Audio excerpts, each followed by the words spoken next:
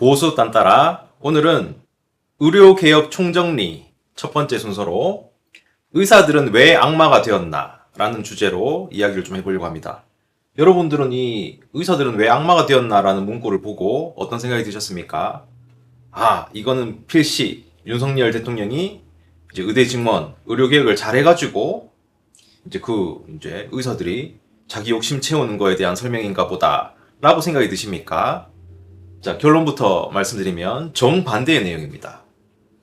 저는 이제 윤어게인 외치고 윤석열 대통령을 열렬히 지지하는 사람이지만 그럼에도 불구하고 예나 지금이나 윤석열 대통령 당시에 이제 실행되었던 의대 증원, 의료 개혁은 굉장히 잘못되었고 실패한 정책이라고 생각을 합니다.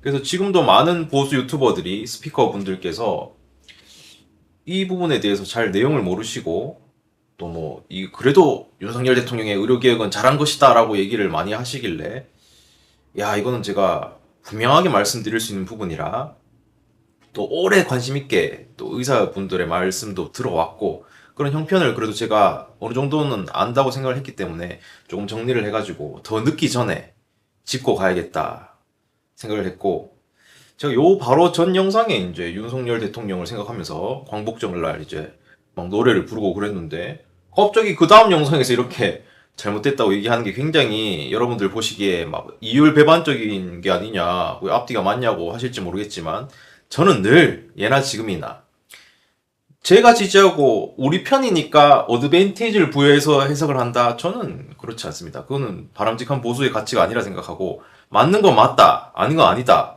우리 편이라도 실수할 수 있다. 그렇지 않습니까? 다 내가 지지하고 맞다고 생각하는 존경하는 사람이니까 나머지도 다 맞을 거예요. 그렇게 편향된 해석이 들어가면서부터 어떻게 되는 겁니까? 맹목적인 지지가 되지 않습니까? 저는 그런 거를 너무 싫어한다고 주구장창 이야기해왔던 사람이기 때문에 가감없이 그리고 제가 이번 또 이제 2회에 걸쳐서 영상을 올릴 건데 철저하게 사실관계와 근거에 입각해서 디테일한 설명을 드려보도록 그렇게 하겠습니다. 자, 윤석열 대통령의 의료개혁, 의대 증원을 논하기 전에 우리가 이제 의사들을 바라보는 시선, 그러니까 의사들이 환자를 볼모로 이득을 취하려는 기득권 집단이라고 생각하는 그 인식이 어디서부터 출발되었는지, 그리고 이제 이 의사 파업과 동시에 이제 이런 의료개혁에 대한 이런 이야기가 어디서부터 출발이 되었는지 우리가 좀 역사적인 배경을 좀 알고 시작을 해야 됩니다. 그래서 일단은 이제 2000년 의학 분업부터 제가 이야기를 좀 해보겠습니다. 자, 의학 분업 말 그대로 1999년까지는 의사가 진료도 하고 처방도 하고 약 조제도 하고 약 판매까지 다 했어요. 왜 이제 이렇게 했냐면 이제 수가라고 하죠. 수가가 너무 낮으니까 약에서 밖에 마진을 남길 수가 없는 거야. 수가가 뭐냐 하면 의료 서비스 치료나 진료를 하고 이제 의사가 돈을 받지 않습니까? 근데 이제 환자가 100% 부담하는 게 아니죠, 우리나라는. 필수적으로 건강보험에 가입되기 때문에 환자와 보험공단에서 받는 비용을 합친 이제 비용, 최종 이제 이 금액을 수가라고 얘기하는데, 그러면 이제 이 수가, 진료비는 누가 정하느냐? 국민건강보험 정책심의위원회, 줄여서 건정심이라고 하고요. 국민건강보험 심사평가원, 줄여서 심평원이라고 하는데, 이 두 기관에서 이제 진료비를 책정합니다. 예를 들어서 맹장수술 같은 경우에 이 두 기관에서 150만 원이라고 책정을 딱 해요. 어떤 기준에 의해서. 그러면 이제 환자가 한 20-30% 정도 부담하고 나머지 이제 한 30에서 70%는 우리가 내는 건강보험료, 건강보험 부담이 이제 87-80%가 되는 거예요. 150만 원 중에 환자 부담이 한 30만 원밖에 안 되는 거죠. 그러니까 뭡니까? 굉장히 저비용으로 이제 어떤 고품질의 의료 서비스를 받아왔던 거죠. 그래서 사실은 이제 이게 정부의 개입이지 않습니까? 이렇게 하는 것도. 이 기관에서 이제 진료비를 측정한다는 것이 완전히 민영화처럼 민간병원에 알아서 이제 자유시장 경제에 맡기면 이제 당연히 올라가겠죠. 진료비가. 그러나 이제 우리가 이제 많은 국민들에게 공평하고 이제 질 좋은 서비스를 골고루 제공하려고 하다 보니까 이제 의사들을 조금 이제 손해 보더라도 그렇게 한 거예요. 그게 이제 심화되면서부터 뭔가 의사를 후려 패는 걸 이제 정치적으로 이용하는 이제 그런 어떤 좌파 포퓰리즘적인 것들이 이제 섞이기 시작하는데, 그건 이제 차후에 좀 설명하고, 일단은 그렇고. 그래서 수가가 기본적으로 너무 낮아. 말도 안 되죠. 예나 지금이나 옛날부터 지금까지. 그 예를 들어서 뭐 출산 같은 경우에 아시겠지만, 우리나라에서 애를 낳는 것과 미국 같은 데 가서 애를 낳는 거 돈 차이가 어마무시합니다. 말도 안 되는 거죠. 꼭 뭐 그중 대수술 아니라도 뭐 간단한 수술 하나만 보더라도 미국 같은 데서는 전화로 진료하는 것도 다 돈을 받죠. 그러니 이게 모든 게 지금 다 다른 거. 우리나라처럼 이렇게 좋은 의료 서비스를 받을 수 있는 나라가 거의 없습니다. 잘 없죠. 그래서 굉장히 독특한 구조인 거고. 그래서 이제 의료개혁이 2000년 의약분업이 이제 시행이 되었는데, 정부의 명분이 뭐였냐 하면 약물 오남용이 너무 많다. 그러니까 뭐 별거 아닌 거 감기 같은 거에도 항생제를 너무 많이 과잉 처방한다. 그렇고 두 번째는 제약회사와 병원 간의 불법 리베이트. 그러니까 특정 어떤 뭐 브랜드의 어떤 약을 이렇게 뒷돈 주고 더 많이 거래하게 한다든지 그런 불법적인 유착 관계 같은 게 있고, 그 다음에 세 번째로 OECD 글로벌 스탠다드. 그러니까 국제 의료도 이제 국제 표준의 규격에 맞춰서 시스템이 이제 조금 맞춰갈 필요가 있다. 이런 세 가지 명분. 그래서 어쨌든 이 명분도 일단은 말은 맞는 명분이었어요. 그렇죠? 일단 명분 맞고, 의사들이 여기에 반대했던 이유도 나름대로 이제 근거가 다 있습니다. 명분이. 첫 번째, 환자가 불편해진다. 왜냐면 다 의사가 알아서 이제 약 처방까지 다 했는데 이렇게 되니까 어떻게 됩니까? 처방받고 또 약국 가가지고 또 기다려가지고 약 타고 이렇게 되지 않습니까? 그러니까 또 조재료도 이제 늘어나니까 이제 결과적으로 의료비가 증가하게 되는 거고. 자, 제일 중요한 거. 자, 이 낮은 수가 때문에 약가 마진, 약에서 마진을 남긴 건데, 그 약 판매 마진이 상실되면 어떻게 됩니까? 병원 경영위기까지 오는 거예요. 이게 여러분들이 단순히 생각하실 때는, 아니 무슨 뭐 경영위기까지 오냐, 많이 벌던 거를 적게 버는 거, 조금 더 손해보는 거지, 그건 뭐 또 경영위기까지 오냐. 근데 실제입니다. 왜냐하면 얼마 전까지도 이게 지금 수가가 하도 낮게 돼 있으니까 원가 대비만 7, 80% 정도밖에 안 되는 거예요. 그러면 당연히 적자지 않습니까? 그러니까 딴 데서 다 남겨야 되는 거예요. 그거 다 들어보셨죠? 이국정 교수님 같은 분들도 아산병원 계실 때 막 헌신의 힘을 다해가지고 막 환자를 살리면 살릴수록 병원은 적자야. 그러니까 이제 급여, 이제 건강보험 적용이 안 되는 비급여에서 마진을 남겨가지고 이제 메꾸는 거예요. 그런 구조가 될 수밖에 없는 겁니다. 그래서 이 당시에도 진짜 경영위기라는 말이 맞죠? 유일한 마진 수단을 없애버린다고 하니까 대안도 없이. 그리고 이제 마지막으로 의사의 고유 조제권 침해.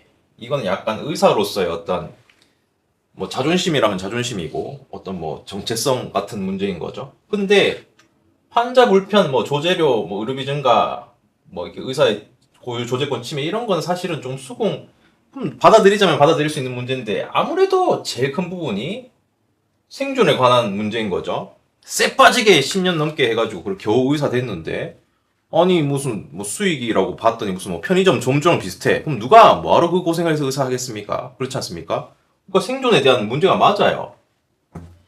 그래서 이제 의사들이 2000년도 이제 6월, 8월, 10월 이렇게 크게 이제 파업이 시작됩니다. 그래서 마지막에는 대학병원 의대 교수 전공의까지 참여해가지고 이제 병원이 셧다운이 되고 이제 무기한 총파업이 되면서 의료 공백이 발생하게 돼요. 의료 대란이라고 불리는 최초의 어떤 사건이 발생을 합니다.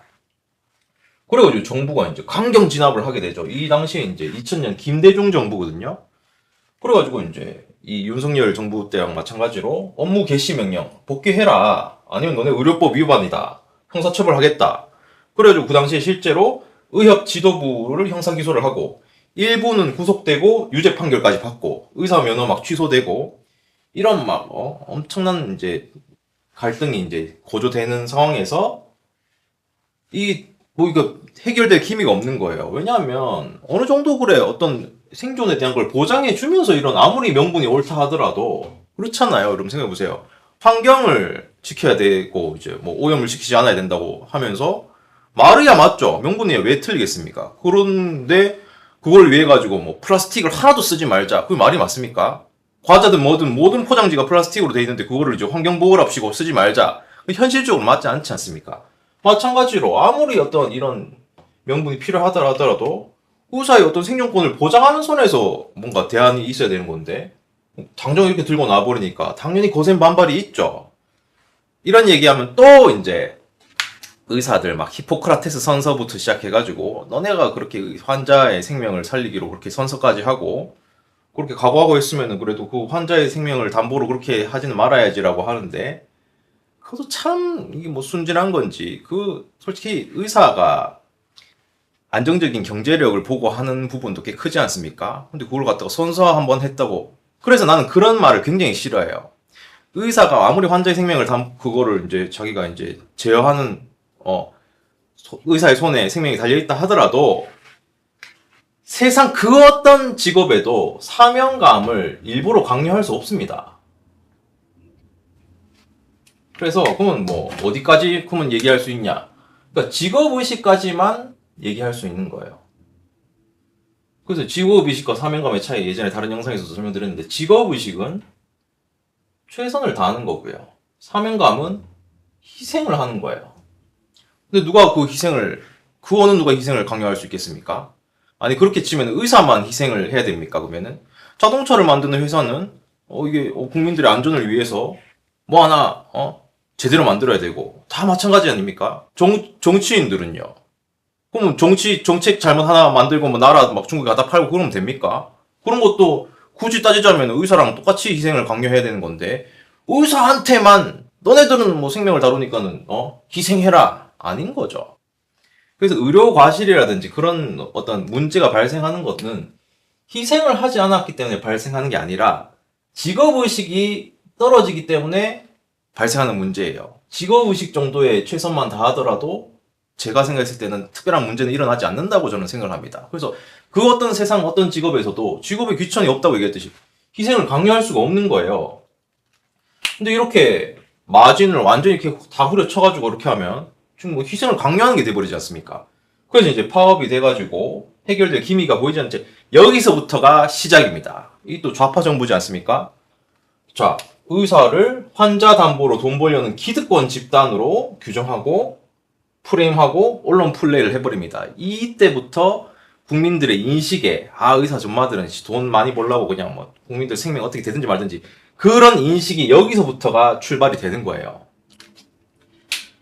자, 근데 그런 좌파 정부의 어떤 이 악마화에도 불구하고 타협이 됩니다. 왜? 지네가 생각해도 답이 없거든. 맞잖아요. 그럼 의사 누가 하겠어요? 편의점 점주랑 똑같은 수준이면 누가 의사 하겠습니까? 자, 그래서 타협을 어떻게 했냐면 상품명 처방을 유지합니다. 그러니까 의사가 상품명 처방을 할 수 있도록. 이 반대의 개념이 성분명 처방인데 성분명 처방을 하면 이렇게 어떤 성분에 대해서 이제 이렇게 처방전을 내리면 약사가 알아서 뭐 이제 제네릭 카피약을 쓸 수도 있고 그런 건데 이 권한을 의사한테 남겨준 거죠. 지금 현재로는 상품명 처방도 되고 성분명 처방 둘 다 되는 걸로 알고 있습니다. 어쨌든 이때 그렇게 됐고 그 다음에 의료 수가가 인상됐어요.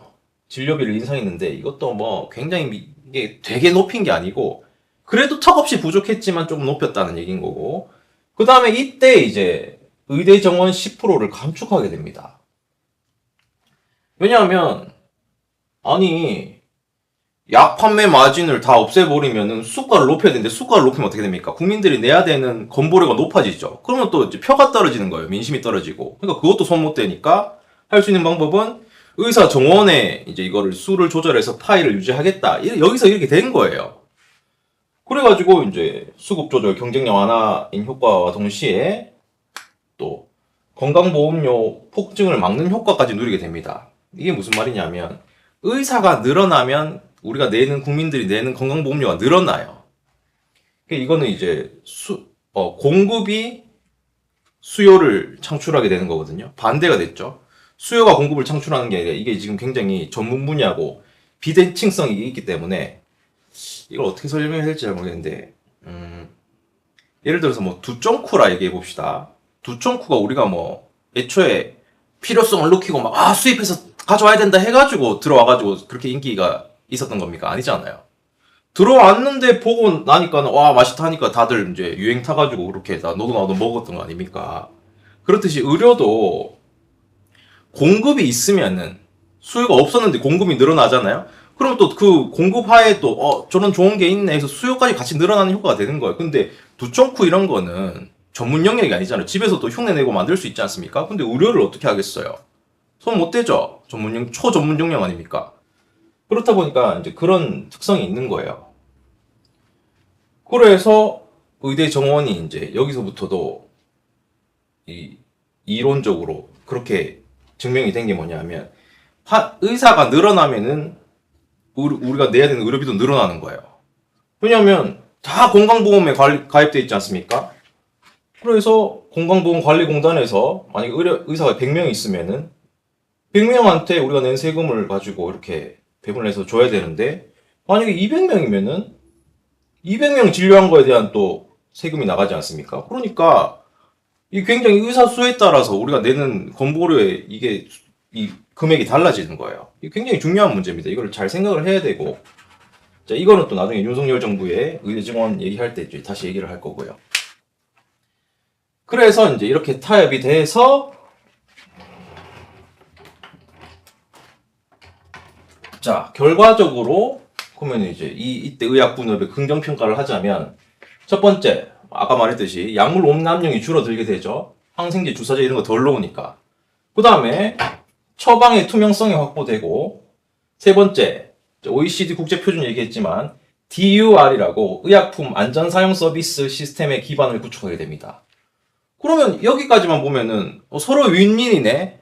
우리 정부는 이걸 통해서 이렇게 투명하고 시스템을 갖추게 됐고, 명분이 확실한 거를 이제 결과를 얻었고, 또 의사한테는 의사 나름대로 이제 뭔가 타협점을 찾아줬기 때문에 의사 나름대로도 만족한 거 아니냐. 아무 문제 없어 보이지만, 그럼에도 불구하고 의사의 희생이라 보는 거예요. 근데 의사도 다 같은 의사가 아닙니다. 자, 급여, 비급여라고 아시죠? 급여라고 하는 건 이제 말 그대로 이제 건강보험에 적용을 받는 거. 그러니까 이제 환자 부담 조금 있고 나머지는 이제 우리가 내는 건강보험료에서 부담하는 그런 항목들. 그게 이제 필수 의료 아닙니까? 비급여는 이제 보험 적용 안 되는 거. 뭐 여러 가지 있잖아요. 뭐 치과도 있을 수 있고, 뭐 피부 미용이 대표적인 거죠. 그런 거는 이제 생명과 건강에 직접적인 연관이 없는 것들, 그런 분야를 비급여라 하지 않습니까? 그래서 이거를 같이 보면 같이 묶어가지고 똑같이 의사다 이렇게 얘기하면 안 되고, 자, 급여, 건강보험 적용을 받는 급여 의사의 희생이었던 거죠. 그럼 왜 희생이냐? 아까 얘기했지만 수가를 높여줬다고 하지만 여전히 턱없이 낮은 수가예요. OECD 대비 말도 안 되는 거죠. 그래서 이제 수가가 낮으니까 그럼 돈을 어떻게 벌겠어요? 뭐 야학에서도 마진을 못 남겨. 그러면은 높은 진료량, 긴 노동시간, 물량 공세로 이제 박리담회로 때려야 되는 거지. 여기서 제일 큰 희생이 뭐냐면 이제 전공의, 수련병원이나 대학병원에서 이제 전공의 레지던트라 그러죠. 전공의가 값싼 노동력으로 거의 뭐 열정페이 비슷하게 하는 노동 대비 이제 돈을 엄청 적게 받으면서 이제 했기 때문에 유지가 됐던 거예요. 박리담회로 많이 받을 수 있었던 이유인 거죠. 그러면 이제 여기서 의문인 게, 그러면 개인 병원, 개원의도 그러면은 똑같이 필수 의료 같은 건 어려울 수 있을 텐데, 그러면 왜 전공이면 그렇게 희생이라고 얘기하냐? 물론 똑같이 희생은 희생인데, 보세요. 자기 개인 병원은 자기가 더 막 열심히 해갖고 뭐 오래 하면은 더 많이 벌잖아요. 월급이 아니잖아. 버는 만큼 자기가 가져가지만, 전공의 같은 경우에는 어떻게 됩니까? 월급이지 않습니까? 아무리 많이 뛰어도 그건 정해져 있단 말이에요, 돈이. 그렇기 때문에 전공의의 희생이라고 대표적으로 얘기를 하는 거예요. 그래서 2000년 기준으로 전공의가 주 70에서 80시간을 근무합니다. 그러면 이거 어떻게 됩니까? 주 7일이든 6일이든 하루에 10시간 이상을 했다는 얘기잖아요. 근데 10시간 이상을 해도 한번 생각해 보세요. 우리가 편안하게 뭐 사무에 앉아가지고 무슨 컴퓨터 두들기고 이런 거 10시간 하는 게 아니라, 그거 아시잖아요. 뭐 드라마 많이 보지 않습니까? 그 낭만 닥터 김사부라든지 중증 외상센터라든지 그런 거 보면은 그렇게 막 치열하게 막 피 터지는 그런 상황 속에서 하루 10시간 이상. 그리고 또 항상 이 비상응급, 이게 응급 환자가 언제 들어올지 모르니까 24시간이 조마조마한 거예요. 상시 대기 체제 아닙니까? 그러니까 이게 너무 육체적으로 피곤한 거지. 정신적으로도 힘들고. 2017년에는 이제 그래서 주 80시간으로 제한하는 것을 법제화합니다. 그리고 24년에는 여전히 그래도 과도하니까 60시간까지 줄이는 방안을 추진한다. 이렇게 됐는데, 여전히 전체적으로 봤을 때 되게 획기적으로 뭐 나아진 건 없죠. 계속 이제 이 노동력을 갈아서 넣는 구조가 되어 왔고, 그러면 도대체 얼마를, 그렇게 일하는 건 맞는데 얼마를 벌길래 그렇게 앓는 소리를 하냐라고 하실 수 있겠지만, 자, 평균 월급을 한번 따져보겠습니다. 인턴은 이제 수련이라 그러는데 월급이 약 393만 원. 레지던트가 이제 전공의죠. 전공의. 레지던트 1년차 약 401만 원. 2년차 403만 원. 3년차 397만 원. 4년차 398만 원. 이 몇만 원도 더 그나마 느는 것도 아니고 막 더 줄어들어요. 막 또 들쭉날쭉합니다 이게 지금. 그래도 막 몇십만 원이라도 늘어날 줄 알았더니. 그래서 전체 평균이 4년이나 레지던트 전공의를 하는데 398만 원, 이 400만 원이 채 안 돼요 평균이. 한번 생각해 보세요. 그 고생 쎄 빠지게 하루에 막 잠도 제대로 못 자고 마음 편하게 쉴 그것도 없이 그렇게 힘든 육체 노동을 하면서 한 달에 400 준다 그러면은 그거 400 주는 거 갖고 또 먹고 살아야 될 거 아닙니까? 에? 뭐 자취방도 있어야 될 거고 살 집도 있어야 되는데 어림없는 거예요. 그러니까 이게 희생이라는 겁니다. 자, 여기서 또 이제 우리가 모르는 사실, 의사를 무슨 뭐 그냥 공부머리 있는 애들이 적당히 그냥 바짝 공부 수능 잘 보고 해가지고 의대 들어가가지고 그냥 적당히 열심히 해서 되는 줄 아시는 것 같은데 그게 아니고 의사가 되는 과정이 어마무시하게 험난한 과정이에요. 설명을 드리자면, 자, 의대 6년입니다. 6년. 그래서 의대 6년 다니고 나서 의사 국가시험을 치고 이제 면허를 이제 따게 되는 거죠. 그 다음에 이제 인턴 1년을 합니다. 이게 이제 수련이라고 하는 거고. 그 다음에 이제 우리 아까 얘기했던 전공의 레지던트를 3, 4년을 합니다. 그리고 나서 이제 전문의 시험을 보고 전문의가 이제 비로소 되는 거예요. 그래서 보통은 이 전문의까지를 생각을 합니다. 일반적으로. 예. 물론 전문의를 필수로 따야 되는 건 아닌데, 뭐 개인병을 차리든 어디서 가서 뭐 봉급이가 되든 간에 이 전문의를 따는 것과 안 따는 거에 이게 이 전문성과 이 바라보는 시선이 다르기 때문에 보통은 평균적으로는 전문의까지 생각을 한다 그래요. 여기서 이제 뭐 대학 교수를 한다든지 더 뭔가 더 전문 영역으로 가서 어떤 고도의 기술을 익히고 싶다. 그러면 펠로우, 전의미라 그러죠. 이제 대학에 남아서 이제 공부를 더 하는 거 1, 2년 정도. 그러니까 완전 최종적인 고학력은 이제 펠로우가 되는 거지만 보통 이제 스탠다드하게는 전문의까지 생각하는 거예요. 그럼 여기까지만 해도 지금 몇 년입니까? 6년, 10년, 11년 아닙니까? 그러니까 이거 다 하고 나서 남자 같은 경우에도 군대에 있죠. 군대가 우리가 무슨 뭐 2년도 안 된다 생각하지만 군대 또 그것도 달라요. 군의관이라든지 그거 공중보건입니까? 그걸로 가면 3년이에요, 3년. 그럼 이 세월을 다 하면은 20살부터 시작했다 하더라도 30대 초, 뭐 32세 정도, 32, 33 정도 되려나요? 그러니까 한번 생각해 보세요.